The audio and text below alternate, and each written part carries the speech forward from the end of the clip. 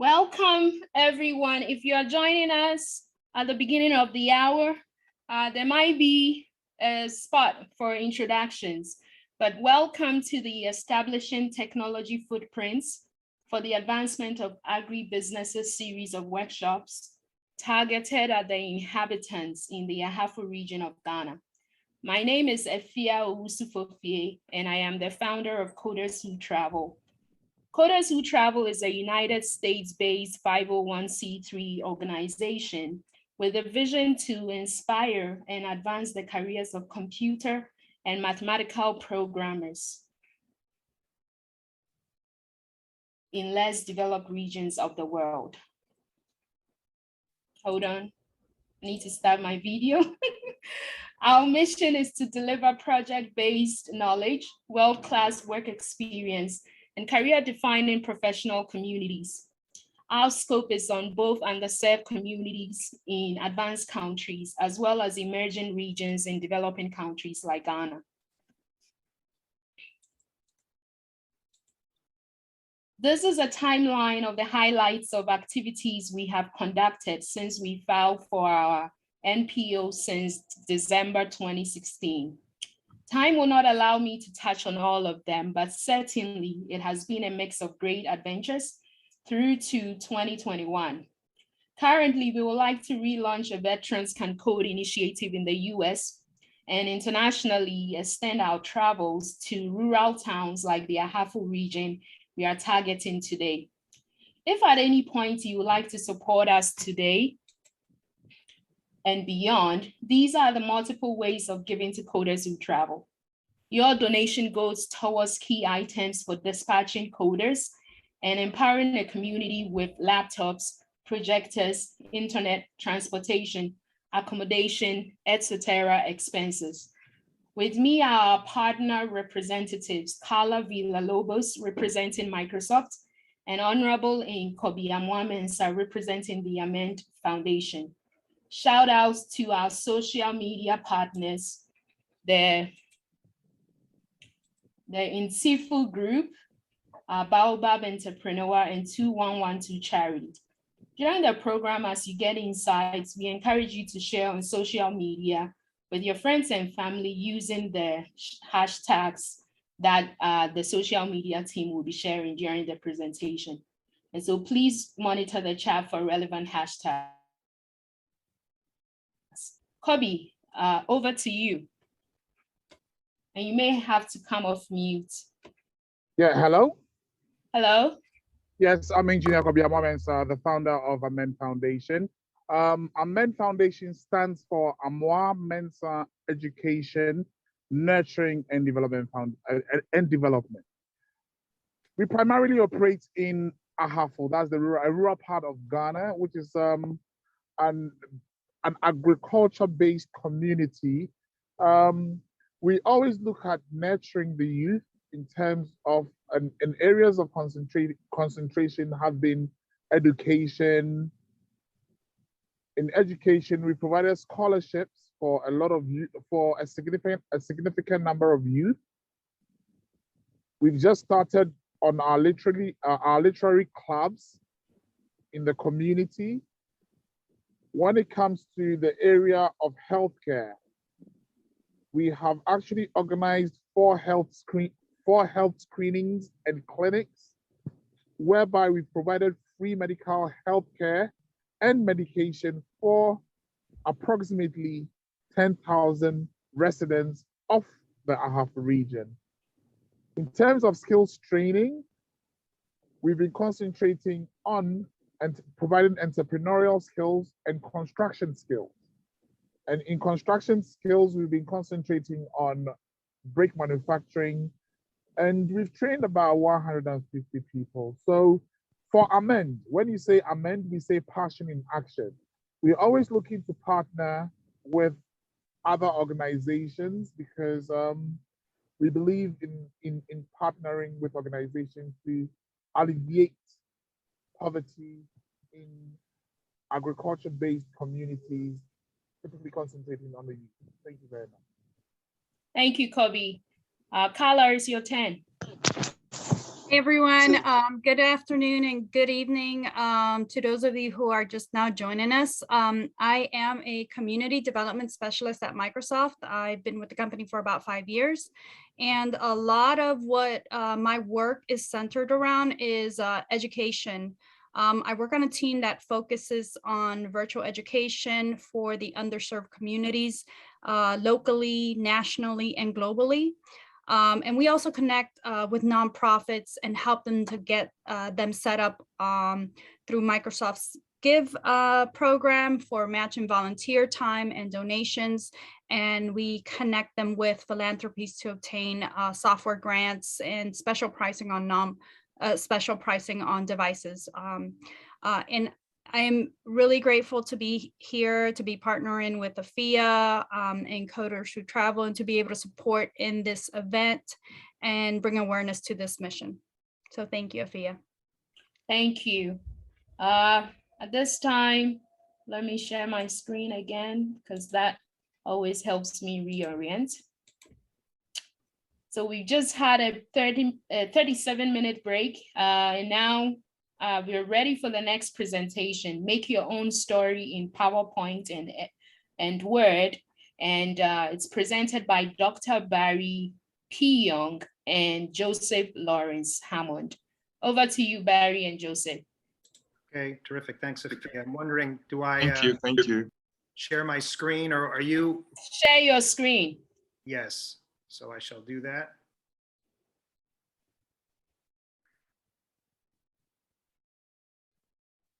Just one moment.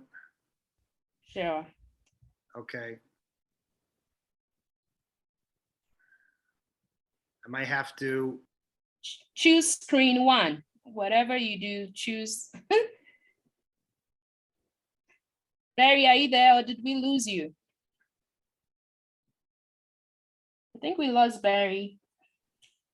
Let's give him a few minutes.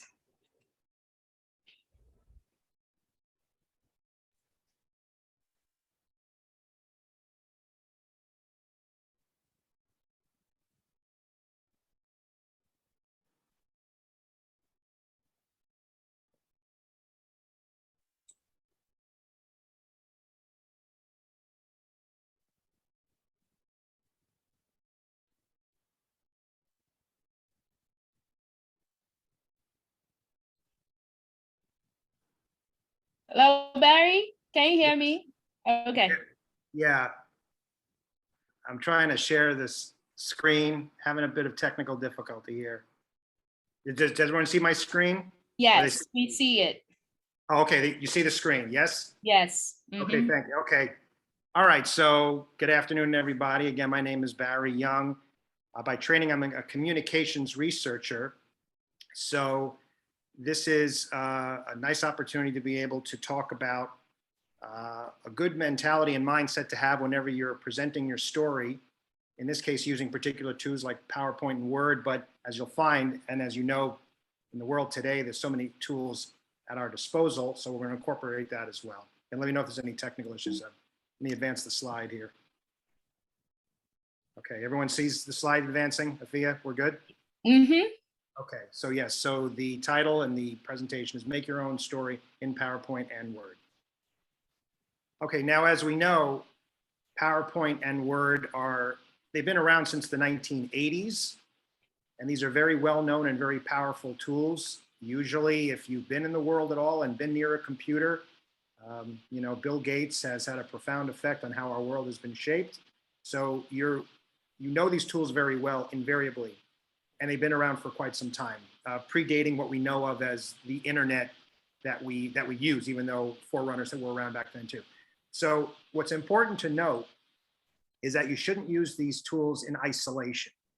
It's very easy to think, well, I know the MS Office suite, therefore I'm going to have the best approach to communicating and telling my story. And you certainly could do that, but you're going to put yourself at a disadvantage.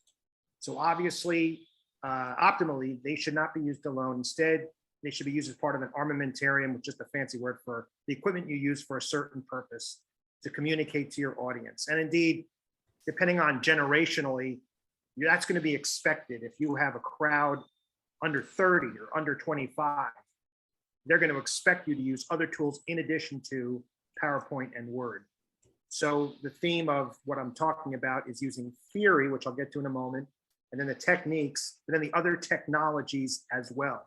That should be your comprehensive approach to how you tell your story, with PowerPoint and Word being two of the main tools, but not the only tools. Okay, so in terms of communication theory, I'm going to talk about 3 theories that are good to just have in the back of your mind as kind of a foundation when you approach any kind of presentation, any kind of format to reach people. So the first is what's called the narrative paradigm, which is actually very helpful because we're talking about telling your story, and it's in narrative form. And this is a very effective communication technique, which actually is used in many fields, politics, advertising, and what have you. Another theory is symbolic interactionism. And you might have heard this, which is how you communicate non-verbally is just as important, sometimes more important than communicating verbally. And this is important to know in general, whether you're using PowerPoint, Word, or a lot of things. People are going to observe what you do and how you do it than what you're actually talking about. There's the content, and then there's process. And human beings take in a lot of nonverbal, which seems counterintuitive if you're using PowerPoint and Word. What about the actual content? That's fine. But the symbolic, the nonverbal is very important. And then the last theory, communication theory that's important is the elaboration likelihood model, which gets into different ways that people perceive and take in information. We'll talk about the central route and the peripheral route. And this has been very well studied in the field of communication. So in terms of the narrative paradigm, the theory talks about how human beings are essentially storytelling creatures. When we're disseminating information to each other, it's not just the raw, dry content and the raw. When you tell your story, in your biography, there's lots of facts that you can go down the list all day. But in order to really communicate your story, you need to have sort of an arc and a set of phases and chapters. So instead of using just facts and rationality and logic, you want a continuous, consistent stream of experiences that tie together, that resonate, that people can follow along, almost like as if you're watching a movie and it's coherent. Now, one could say this gets a little bit cynical, like why not just give facts? And that's the best way to communicate. But human beings, being what we are, the meaning-based creatures we are, what we like, the story form is effective. Don't just get locked into facts. Stories that resonate are believable. Listeners can start to identify and relate, okay? Getting them more on an emotional level. So examples from politics, I might be dating myself a bit, but Ronald Reagan, who had a particular economic paradigm shift, he could have talked all day about the particulars, but instead he used the notion of a shining city on a hill, okay? And Bill Clinton, if you watch the convention where he was nominated, talked about coming from a place called hope. They're not getting into such granular detail about economic and policy and political. There's some of that, but in terms of telling, Bill Clinton's telling his story, Ronald Reagan telling a story, and they're trying to convince people and persuade people, okay? So rather than get into the dry facts, they get more into a narrative, and that's something that you should be thinking about when presenting and using PowerPoint and Word as we'll show. Symbolic interactionism. So this gets into the nonverbal. We have symbolic behavior. Why does one wear a power tie? What's the meaning you're conveying and how are people going to interpret that? What you wear, how your garb is. What if you're in a situation, let's say you're giving a presentation, you want people to sit in a round, or you want people to be standing, or you want other people to participate. You're telling something about yourself through the nonverbal, which is going to be maybe even more effective than the verbal. Again, not just focusing on dry facts. There's a shared cultural meaning, symbolically, in how you communicate. I don't know if anyone's seen the movie Dead Poets Society. Again, I'm dating myself a bit. That movie goes back a ways. But in terms of communicating content that Robin Williams' character did, he would do things like stand up on the desk. He'd have the students stand up on the desk and start to see the world from a different perspective, shaking up his presentation, not just the dry stuff out of the book. So any opportunity you have to do something symbolic and something nonverbal or something that just agitates and changes pace, it's going to be more effective in how you communicate rather than just simple delivery of content. The last theory, the elaboration likelihood model. Now, this is something very well known. It's a well-kept secret in the field of advertising. Okay. Anyway, there are two routes of persuasion. There's the central route and the peripheral. In a world that's completely rational, we just use the central route when I tell you my story and I'm listing all these things. I'm saying everything about myself, but you need to have an audience that's going to be willing and able, and sometimes they're just not. Okay. There's also the peripheral route, which is something, let's say the difference between a debate presidentially and a 30-second commercial. What kind of imagery is used? What kind of music is put into place? What kind of symbols are used? If the audience is somewhere else, if you use something that symbolically or a particular emotional entity happens in your story, to hit on that more so than content and facts. Then if it's like, for example, I could say, hey, Afia, what is it that inspired you to create Coders Who Travel? And Afia may share certain stories about her living in Africa or knowing about what's going on in the political scene. And then I'll start latching on to that. And then Afia now says, okay, this person's on the same general wavelength and the same general level of understanding or motivation that I have. Just the notion of including someone in the presentation, reciprocity. Let's get back into symbolic. It's not just straight delivery of facts and straight stories. How your audience is going to perceive you. This influences how the audience is going to perceive you and your story. So principal design, do I hand it over to Joseph? I'm sorry. Yes. Okay, so I'll manage the slides for Joseph, correct? Yes. Okay, all right. Joseph, go ahead. I'll set the slide and just let me know what. All right. Thank you very much, Barry. I think that was insightful. I like the theories. Thank you. Well, we ask this question all the time, that presentation is not just the content, but then we also consider some principles and some elements in our presentations. So I'm going to touch that quickly. When we design something, we definitely have to organize some elements in the design using the principles of design. So there are certain principles in our everyday designs that we do. Before I move to the principles, I quickly would like to talk about the elements.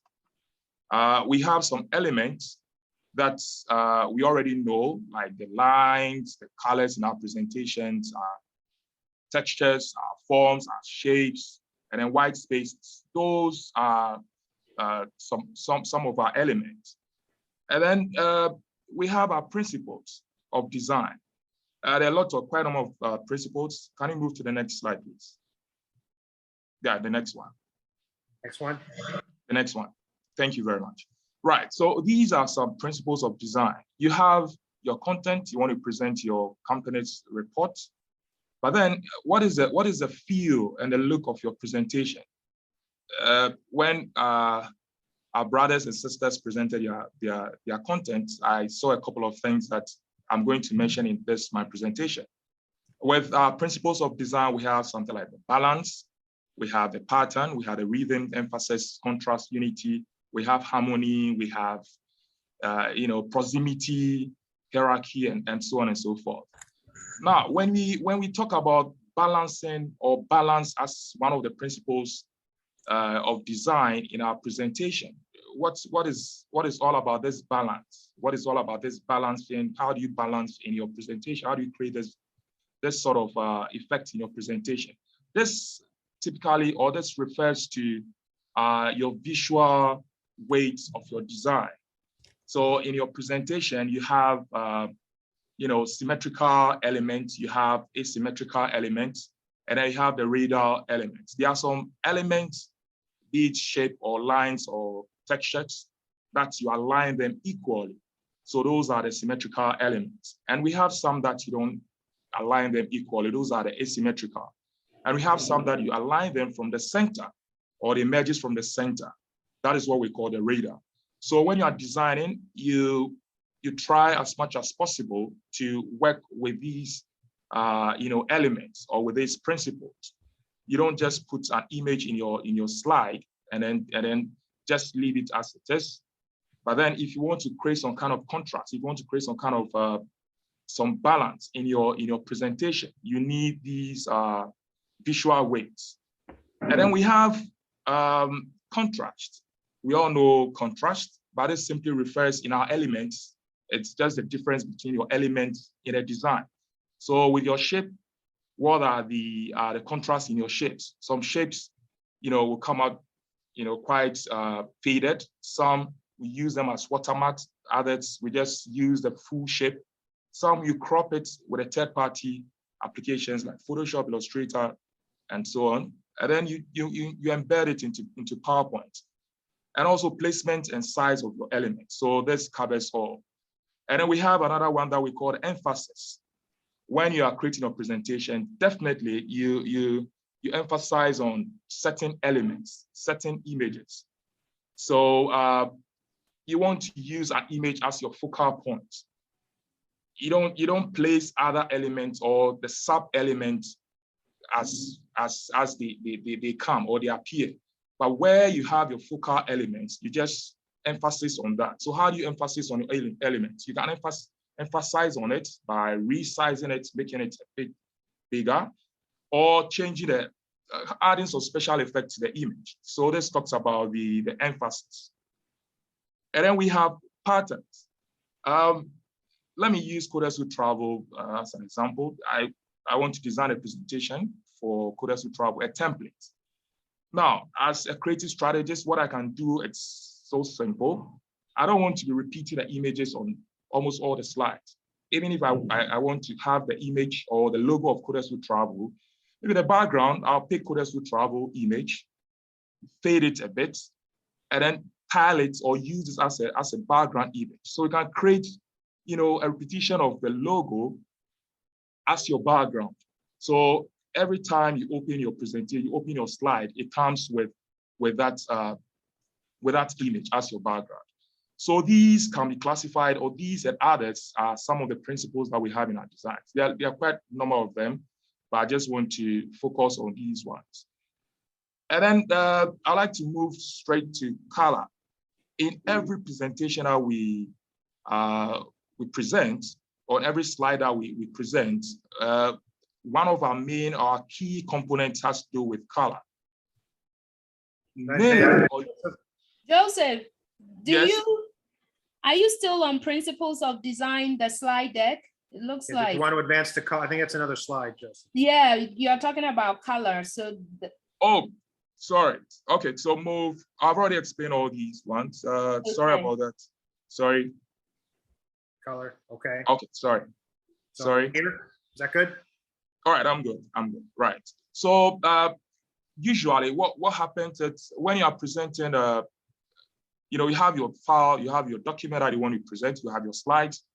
The company usually has, a brand guide or a brand guideline. So you follow the brand guideline. In the brand guideline, you have the company's color theme. So you follow the color theme of the company. Now, if you don't have that strategy, you don't have that theme, you don't have that guideline for your colors, what you need to do is to at least know your way around, the colors, what we know are the primary colors, and how to generate other colors from the primary colors, and how to generate colors from, tertiaries and secondary colors and whatnot. So this color wheel talks about that.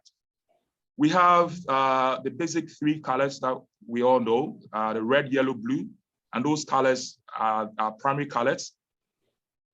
And then when you mix two primary colors, you get a secondary color. So if I want to design a presentation and I want a presentation to fall within red and yellow, what I'll do is I will just concentrate on the colors, or what we call the intermediate colors, in my two colors, my two primary colors, the red and yellow.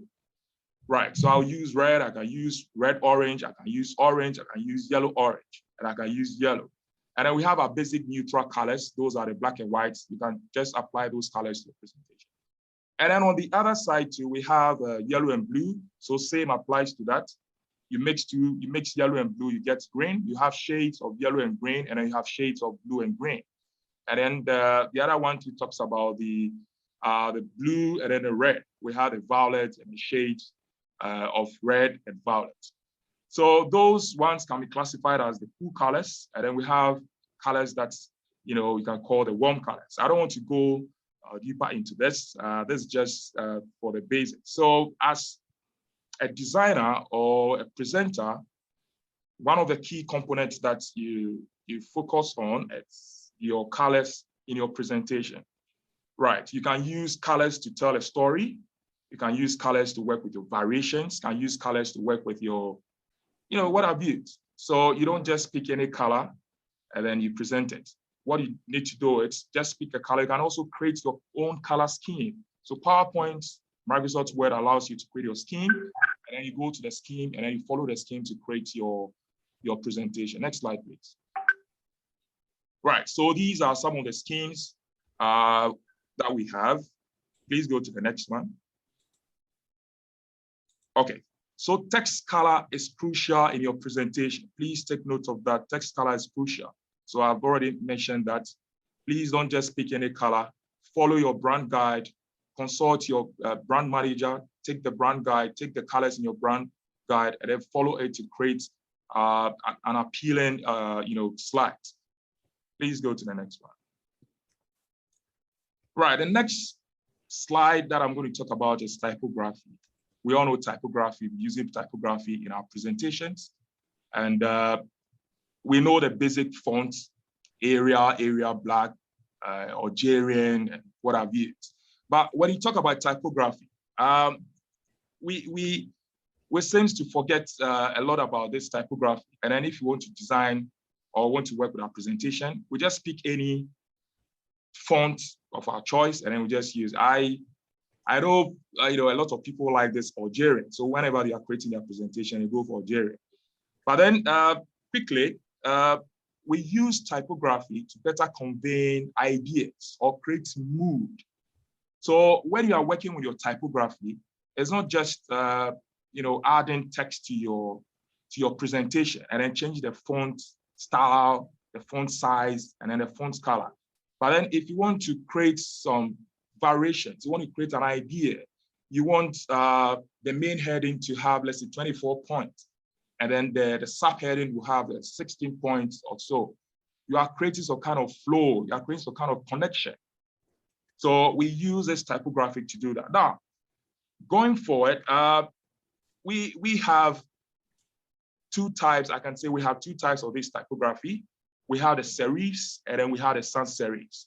Should I have the advancing, Joseph? I'm sorry. Did you want me to again? Did you want me to advance? Did you want me Say to again? advance? Did you You want me want to to go advance? to next slide? Yes, because you're talking about fonts. Yes, I'll come to that. Okay. Thank you. Please go to the next one. Right, thank you very much. Okay, so I was just talking about the types that we have. A typography, with this preview that we have here, we have anatomy of typography.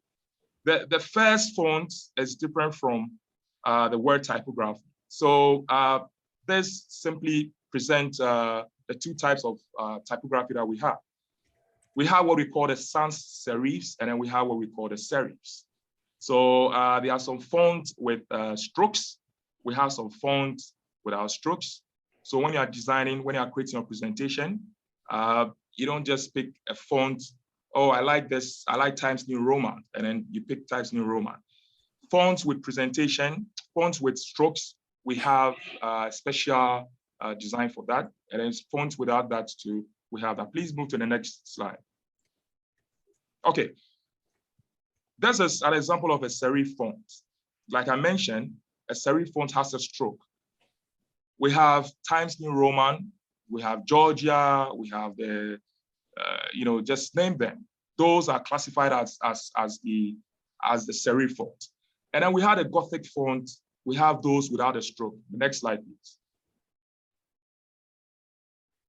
Please move to the next one. Right, we had a sans serif font, the font without a stroke. We had a Gothic, we had an Arial, we had an Arial Black, and what have you. So those are the fonts without a stroke. Now the question is, if I want to create a presentation, what is the type, what is the standard font type for my presentation? Please, the next slide. Next one. Right, please go back, sorry. Right, now let's focus on this presentation. When you are creating presentation, you are working in Microsoft Word or with presentation, what we normally do it, we use fonts that are more readable, right? And we use a sans serif font. So fonts like Arial, Verdana, and Calibri. Those fonts, they work very well, or the sans serifs and other sans serifs, they work very well in our presentations. That is why when you open Microsoft PowerPoint, you have the default font to be Calibri. So it tells you that this font is designed specifically for presentations or on-screen presentations. So sans serif fonts are good, or they are well, created for our on-screen presentation. Unlike serif fonts that we normally use in our print. So I don't want to touch that because we use serif fonts in our print, like the Times New Roman, the Georgia, and all that. Right, next one, please. Okay, so highlighting and emphasizing text helps the audience focus the main ideas, text positioning, your function, and most importantly, its readability. Graphics is good, but text content is the king. Now, in our presentation, we seem to add, a lot of images. We'll go for our clip arts, and then we go for icons, and all that. But then, text, you can create a presentation with just text. Why am I saying that? When you use the colors and then the variations very well, your text, your presentation will stand out, and then you wouldn't have any problem with it. So when you are creating a presentation, please concentrate on your text more, where to display those highlighted text, where to reduce the font size, where to position it, where to balance your content, and then add a text, where to have or add a caption to your design. The next slide, please.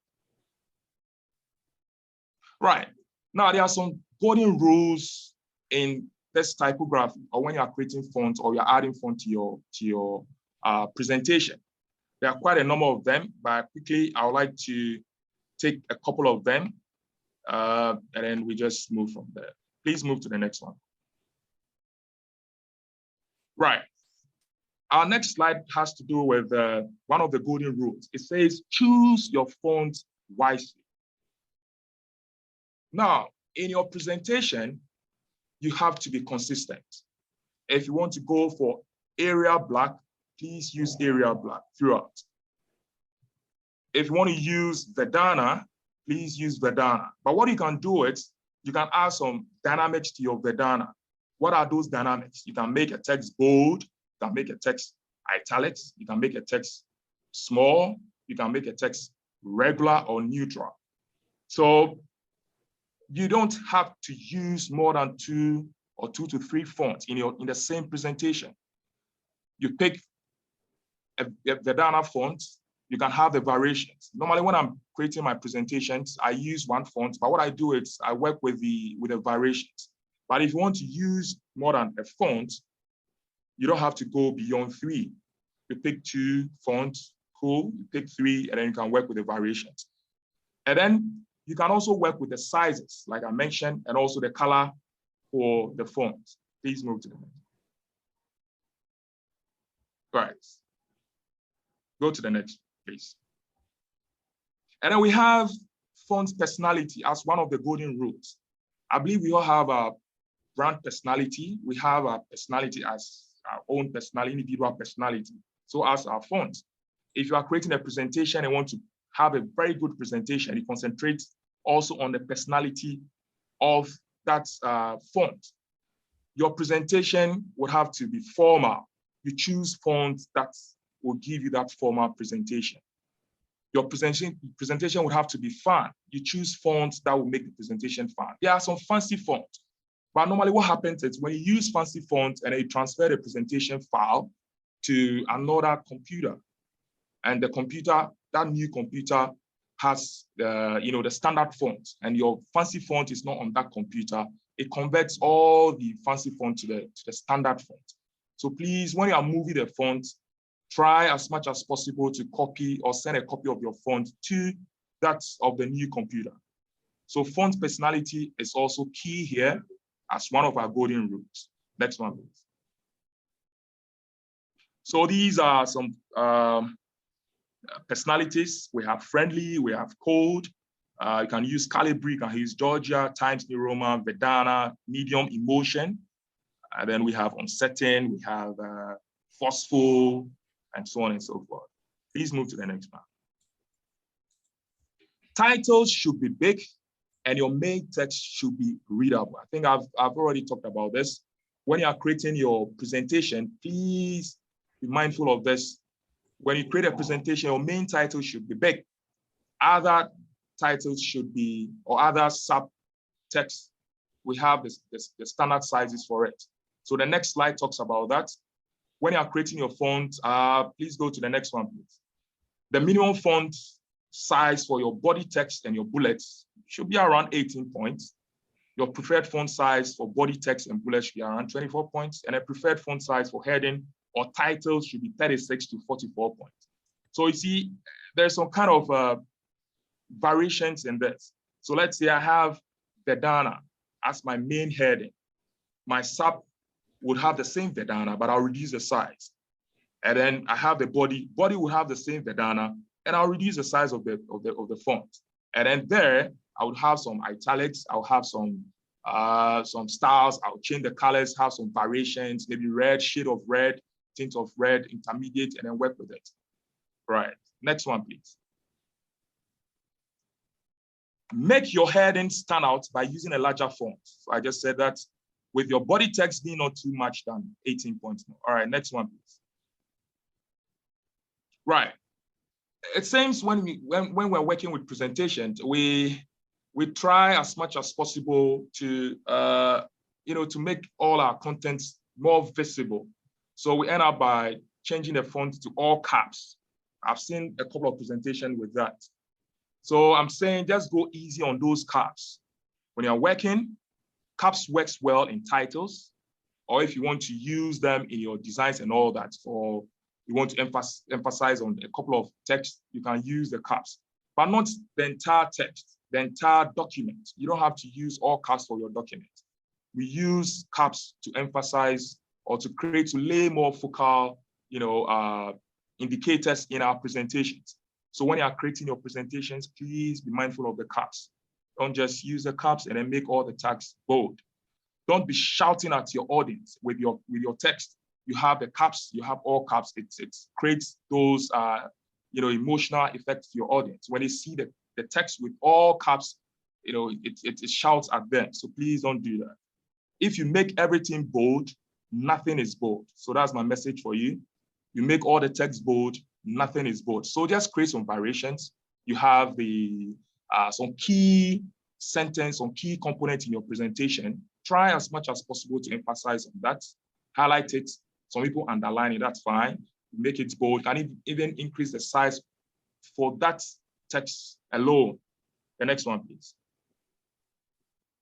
Right, so I'm saying let your text brief. That's one of the golden rules. When you are creating a presentation, in our principles of design, I mentioned space, what we call the white space. When you are designing, we have positive and negative areas. The positive areas are where you place the content, and the negative are the opposite side, or what you call the inverse. So when you are creating your designs, you create it in a way that the positive, the negative will not dominate the positive. However, the negative should also balance, or should be in line with the positive. So in our text, in our presentations, in our Microsoft Word, we have something that we call leading. Leading normally creates spaces in between your paragraphs. So when you are creating your text, please try as much as possible to create spaces in your paragraphs, and also track or create spaces in between your characters. So you can track it. You can track by creating spacing between your characters. You can also track or create kerning spaces in between your words and your characters as well. So please allow your text to breathe. Don't be, putting all the text together and then creating, a difficult, text. The next one, please. Now, we have graphics and illustrations. You have your presentation. You want to make the presentation a bit, appealing. You want to add some graphics to your presentation. At this point, I know PowerPoint comes with the default clip art, but the question is, you don't have to use the predictable clip art. When your audience see you present a slide and they see the slide, the audience can predict that, oh, this slide will come with this clip art, because that is what it's installed in your PowerPoint. But then you can go beyond that. We have other photo editing applications. You can go download images, just move to Photoshop or Illustrator, and then work with the images, add some retouching effects, enhance on the images, and then move them back to, or save them as PNG, and then move them back to PowerPoint. Now, if you want to save an image, you can, without a background, you cut it out and then save it as PNG. That's a portable network graphics. That image format comes without a background. So you don't have your images saved with a white background as normal JPEG files. So you can have that. If you're also good at working with some animations, you can create your frame-by-frame animations with other third-party applications and then import them or add them to your presentations.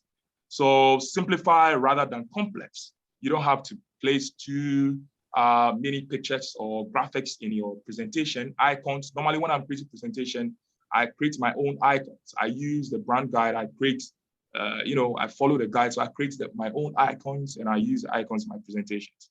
So please simplify rather than complex. Don't stretch photos from sides. I say don't stretch photos from sides. When Kofi, are you there? Okay, quick one. When Kofi presented, I think one of the slides, I saw a compressed picture, and I was struggling to have a bite of that image. So when you are resizing or scaling your image, please try to pull from the corners to constrain the image. Use the corners to come. I don't allow or import or add pixelated photos. And that's it. So when you're working with your images, please follow. Joseph, I'm here. Oh, Kofi, I just mentioned one of your slides. It has a compressed photo.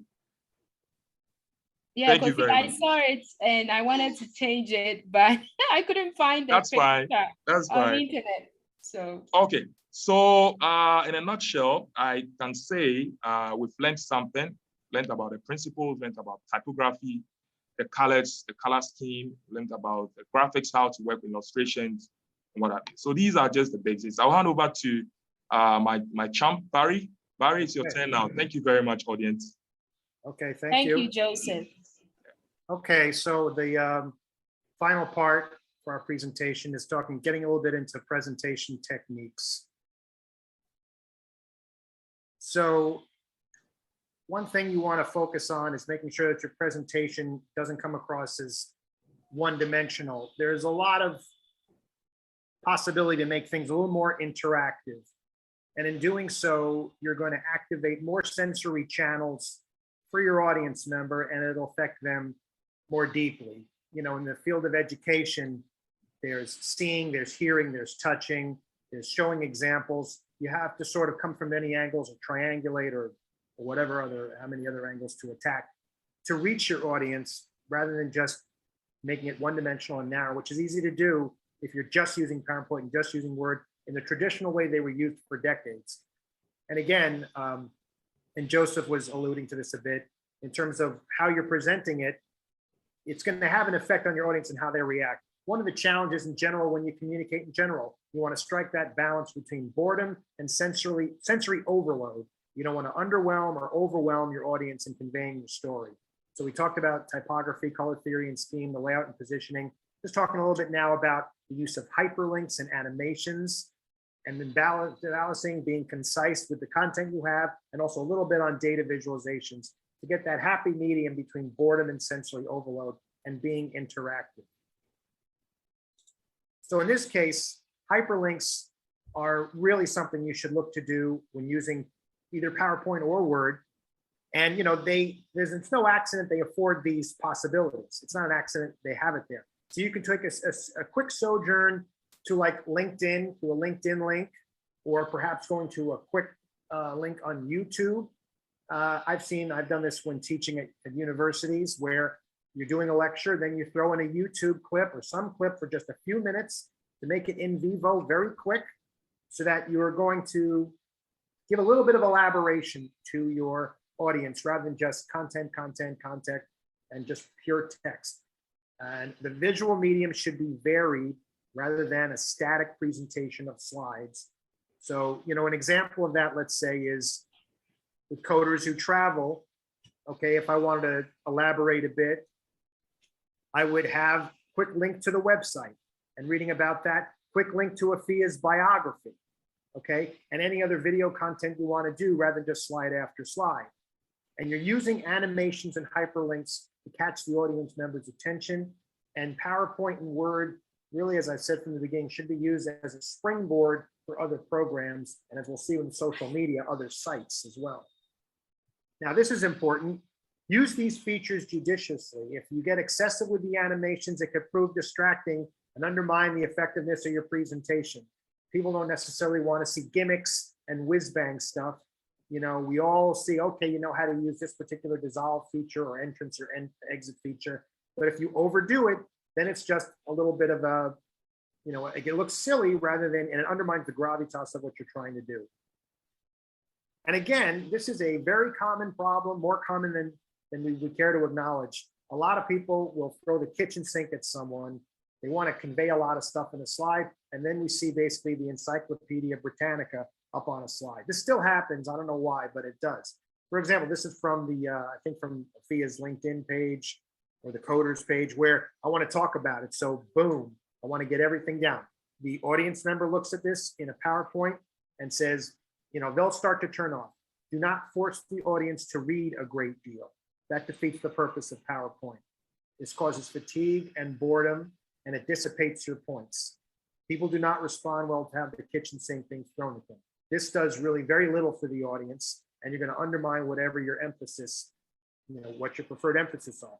And just a quick example is, okay, let me choose, let's say 6 bullets that capture a lot of the essence of that big content we had previously. Okay, now this may seem obvious, but as my mother used to say, common sense isn't so common sometimes. It's very surprising how people will still say, well, I want to get all this out there. And then when they do, ironically, it undermines what they're trying to talk about. PowerPoint, again, to crystallize, and then as we talked about, it's good as a springboard to other things. And same with Word as well, when you're doing a particular outline or executive summary, okay? You have to keep in mind your audience members' attention span and patience. Now, data visualization is a huge and growing aspect of a huge and growing field called data science, which is getting in everywhere. And when you want to convey a point and convey a story, anyone who's ever used Tableau or Power BI, there's a constant talking about storytelling, telling story with your data. And your own personal story can be that way as well. Now I can talk about, let's say, the relationship between where you live and your happiness. I can give all sorts of facts and figures.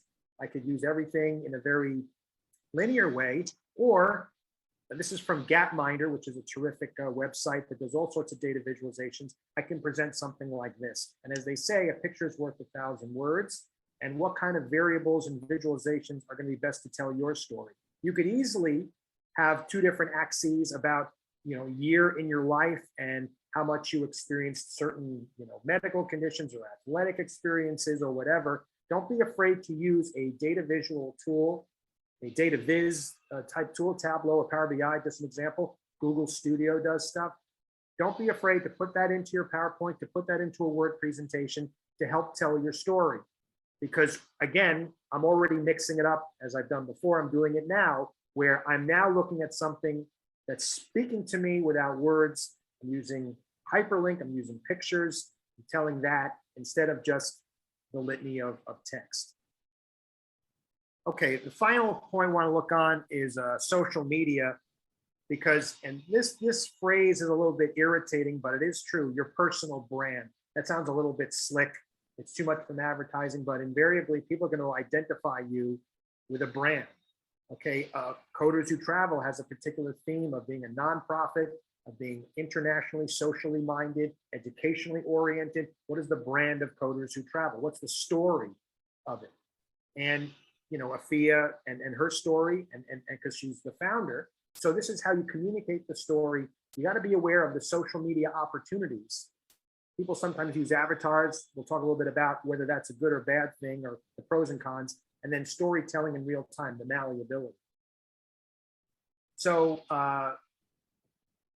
it's expected these days that you should be talking on many platforms. And this gets to my first point, which is that if you just use PowerPoint and Word, chances are, especially if you're, let's say your audience is under 30 or 35, you're going to be seen as a little bit outdated, a little bit archaic in how you're communicating. It's like there's all these other possibilities, and these platforms are linked, and you're encouraged to use them with each other.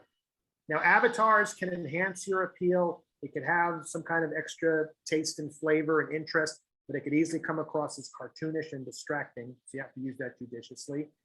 Now, you know, I've heard from people that, let's say in a job search, something like a Twitter can be something as useful as a LinkedIn. And that Twitter is a great way of telling a story and a brand. It's one of many, many channels to look at. For example, okay, this is the kind of stuff that people are going to expect you to do on YouTube, on Facebook, on Twitter, on Instagram. Where is your presence? PowerPoint and Word as a springboard connected to those things. And people are going to look for that after a presentation. They're going to look for that after you convey something. Well, where are you on that platform?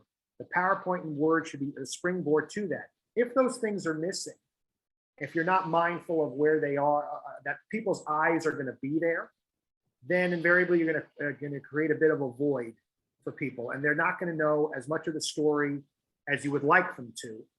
And you might think, well, I told my story. I did PowerPoint and Word. Where else are you? Again, PowerPoint and Word as that springboard is key. And that pretty much concludes it for there. So thanks.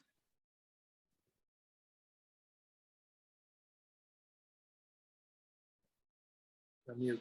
You're on mute.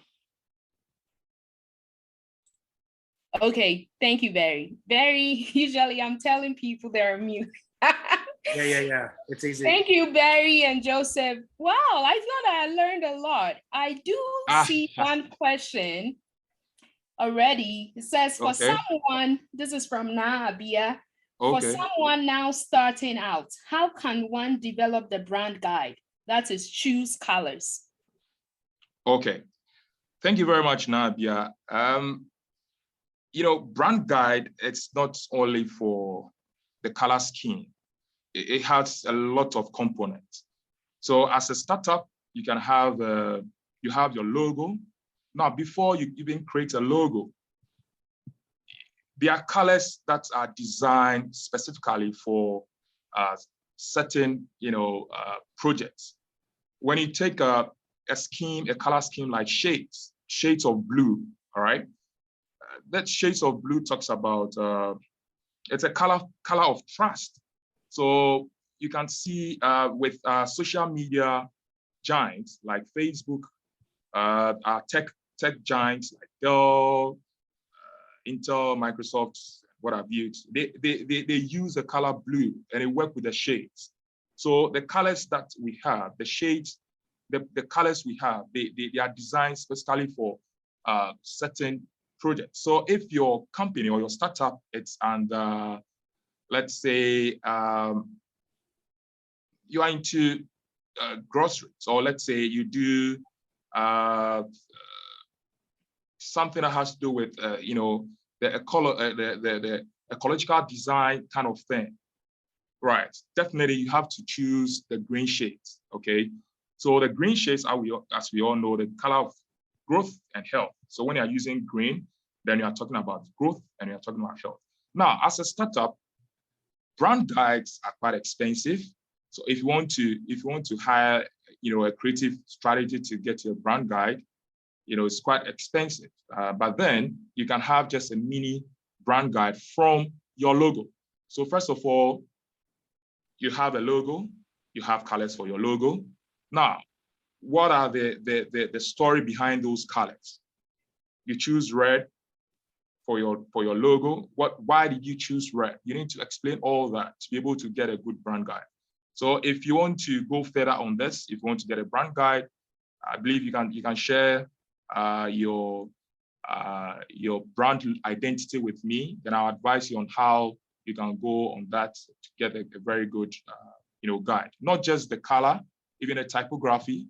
There are fonts that are designed specifically for certain projects. So if you are into, let's say, aquaculture, you don't just choose any fonts. Okay, we have some fonts that they best suit in that category. So do get in touch and let's talk about it. And then maybe I will get you a mini brand guide for that. Okay. That's generous. Okay, I don't know what's happening, but there are echoes suddenly when I speak. So everyone should put themselves on mute unless they have to talk. One more question. We have about 4 minutes. We should have been in our break by now, but we did learn quite a bit. I would also want to give opportunity to some people who just joined us. I see new names. Michael Boone, if you are here, Michael Jandu, Francis Arthur, Kwabena Ibrahim, Daniel Butchie. Just your name, what you do, and maybe how you found out about the program. Yeah, great. Hey, Afia. Hi, Michael. Hello, everyone. This has been lovely. Thank you, Microsoft, for putting this on. As Sophia said, I've learned quite a bit myself. I was taking notes on the bullet size point, so this is great. I work in product for NVIDIA, and I'm happy to be here. I've helped Coders Who Travel previously in a number of capacities, and Afia is my friend, so happy to be here and support, and of course learn. So thank you for inviting me. Yeah, and this presentation was actually from Coders Who Travel members, so don't want to take their shine. Yeah. For sure. All right. I'll just say one other quick thing too. If anybody is developing within the computer vision space, feel free to reach out. You can ping me offline. Thanks. All right, Michael. Thank you. Francis Arthur. Hey. Hi. Nice seeing you here. So I'm Francis Arthur. I'm an IT professional. My specialty is in infrastructure and then cloud infrastructure, both on premises and on the cloud. I am kind of delving or switching to cloud security now, but it's not full yet. But for now, I'm on infrastructure and both on premises and cloud security. How did I find out about this? If you sent me a meeting request and I accepted. Sorry, I couldn't join much earlier. I had other engagements, but since I offered to join, I had to keep my word. So yeah, here I am. Thank you, Francis. Leslie Tonu.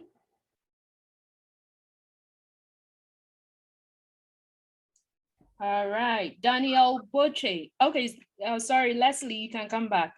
Yes, I've been on already from the beginning. I introduced myself. I'm Leslie. Oh, sorry. Yes. Okay. Yeah, sure. Daniel Boche, if you haven't already introduced yourself. Well, yeah, my name is Daniel Boche, and I'm the group chairman of Warbita Group, resident in Ghana. I was invited